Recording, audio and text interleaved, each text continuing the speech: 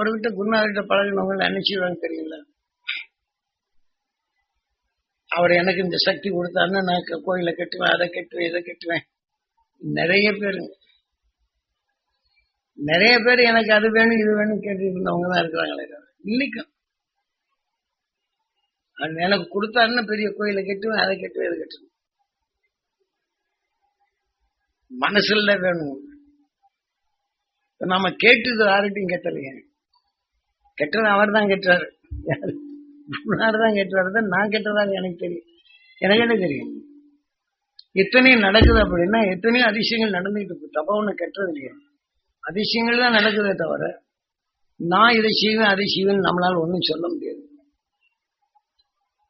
அவருடைய உணர்வுகள் தான் நாங்க இயக்கிட்டு வருதே தவிர வேற எதுவும் இல்லை. அவர் செய்யல. அதான் குருநாதர் பேரை வச்சுட்டு நீங்க அதைத்தான் சொல்லுங்க. நீங்க எதை எண்ணாலும் நீங்க தவ உடத்தை எண்ணணும்.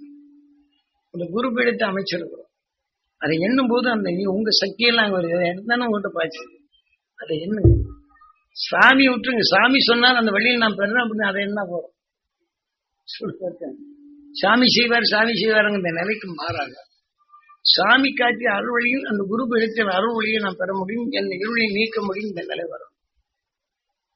அது வந்தாச்சுன்னா நாளைக்கு வரக்கூடிய விஷத்தன்மையிலிருந்து நம்மளுக்கு ஒரு பாதுகாப்பு வட்டத்தை ஏற்படுத்தும். ஏன்னா நம்ம ரத்தத்திலிருந்து நம்ம உடவுல அத்தனை உறுப்புகளுக்கு இந்த அணுக்களை சேர்த்து சேர்த்து சேர்த்து இது வலுக்கூட காற்றுல இருந்து அந்த துணை நட்சத்திரத்தின் நம்ம ஈர்ப்படுத்த குழந்துடும். மாட்டி கொஞ்சம் கொஞ்சமா மாசுபடைச்சு மாசுகளை நீக்கி நமக்கு ஒரு தெளிவான நிலை கொண்டு வரும். இதை நாம் செய்யணும். அப்புறம் வேற ஏதாவது கேட்கறதுன்னா கேளுங்க. ஏன்னா இதற்கு பரிசு அர்த்தம் ஆகலேன்னு மட்டும் உற்றாய் ரெக்கார்டு பண்றோம். திருப்பி சாமி சொன்ன நிலைகள்லாம் நாம் பெறணும். குரு அருளை பெறணும், துணை நட்சத்திரத்தை பேரலை பெறணும், இருளை நீக்கும் அந்த அருள் சக்தி பெறணும். இந்த எண்ணம் மட்டும் உங்களுக்கு இருந்தா நிச்சயம் எடுத்து நம்ம அந்த ஆகாரத்துக்கு போனோம்னு நல்ல உற்சாகமா இருக்கு. சாப்பாடு நல்லா அப்ப அந்த அணுக்கள் உற்சாகம் அடையும். இப்படி ஒவ்வொரு அணுக்கள் உற்சாகம் போது நல்ல ரத்தங்கள் மாறும். ஆக உயிரை போல உணர்வு அணுக்களை வீரியம் அடைச்சு